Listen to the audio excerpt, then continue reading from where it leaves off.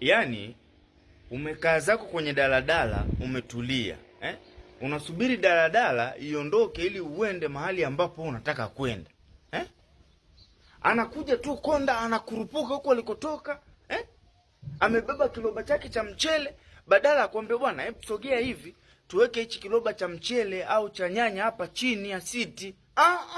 Asemi hivyo.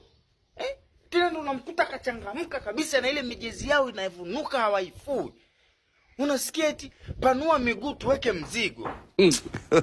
Wewe uweke mzigo wewe na nani? Na unataka uweke mzigo wapi? Na kwa nini uweke mzigo?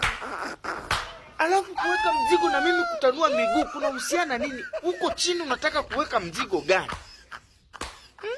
Alafu baadaye unaniambia eti mzigo umeshaingia, kaa vizuri. Wewe mzigo upi?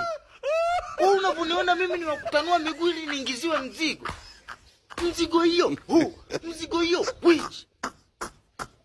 Yaani unaniambia mimi nikae vizuri uingize mzigo kwangu? Mwili ni wa kuingiziwa mzigo. Wewe nani? Wewe konda? Au wewe ndio unaingiziwa mzigo?